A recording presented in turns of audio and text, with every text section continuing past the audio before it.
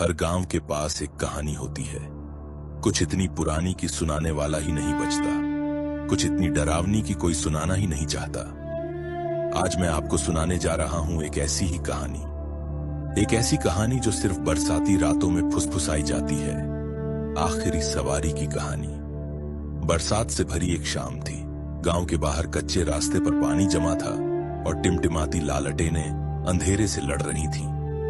रामकिशन की छोटी सी टपरी बांस और टीन की बनी में कुछ गांव वाले तूफान से बचकर बैठे थे। हवा में भीगी मिट्टी की खुशबू, गर्म चाय की भाप और गीली लकड़ी का धुआं घुला हुआ था। टीन की छत पर बारिश ढोल की तरह बज रही थी। पुरानी चौकियों पर बैठे लोग बेचैन नजरें बदल रहे थे। अरे कालू, रामकिशन ने चाय डालते हुए कहा। ये बारिश तो रुकने का नाम ही नहीं ले रही। हाँ रामकिशन, बूढ़े कालू ने कहा। आंखें बाहर अंधेरे पर टिकी थीं। ऐसे मौसम में कोई जंगल वाले रास्ते की तरफ नहीं जाता। वो सब पुरानी कहानियां हैं कालू। अब कौन मानता है ऐसी बातें। हल्की हंसी गूंजी, मगर उसमें डर छुपा था। तभी एक आवाज सुनाई दी। लकड़ी के पहियों की चरमराहट, बैल की घंटियों की धीमी झंकार। सब लोग सन्न रह गए। आवाज पास आती गई। टपरी के बाहर एक बैलगाड़ी आकर रुकी। परतों के बीच उन्होंने देखा एक आदमी, पूरी तरह भीगा हुआ, फटी पुरानी ओढ़नी लपेटे। उसकी आंखें सियाह और खोखली। वो अंदर आया और गीले पैरों के निशान छोड़ता चला गया। भाई, रामकिशन बुदबुदाया। कहां से आ रहे हो? ये रास्ता तो अब कोई चलता ही नहीं। उस आदमी ने हल्की मुस्कान दी। जंगल के उस पार से। टपरी में सन्नाटा छा गया। सिर्फ बारिश की आवाज थी। सब जानते थे, पिछले 10 साल से कोई उस जंगल के पार नहीं गया। जो गया कभी लौट कर नहीं आया। कालू की कांपती आवाज गूंजी। तुम्हें पता है ना वहां क्या रहता है? उस अनजान का चेहरा सफेद पड़ गया। उसकी आवाज धीमी हो गई। कल रात मैंने उसे देखा। उसका नाम मत लो।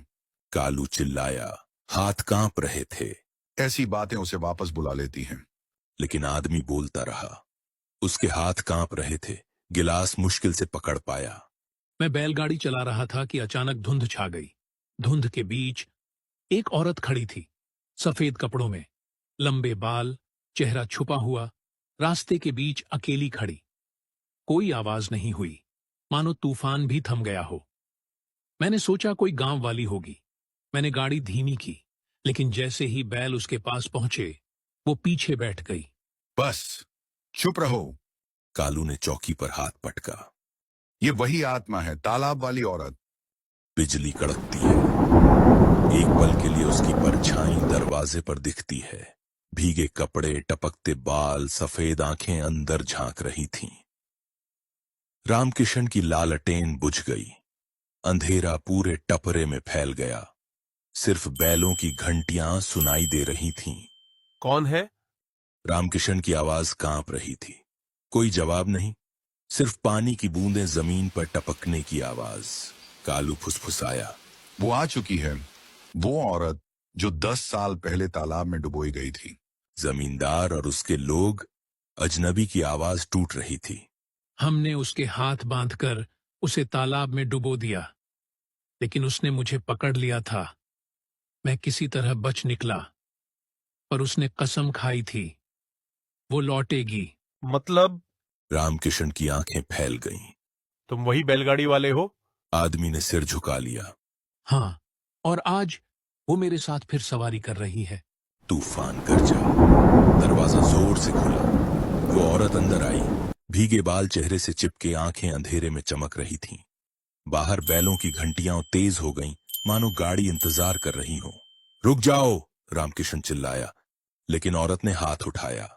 धुंध में गाड़ीवान की परछाई दिखी, चेहरे पर मुस्कान, आंखें खाली। उसने हाथ बढ़ाया। अब तुम्हारी बारी है। पल भर में अजनबी गायब हो गया। सिर्फ रामकिशन, कालू और वो औरत टपरी में रह गए। बाहर पहियों की आवाज गूंजने लगी। गाड़ी फिर चल पड़ी। रामकिशन बुदबुदाया। वो कहाँ गया? कालू की आंखें नम हो गईं।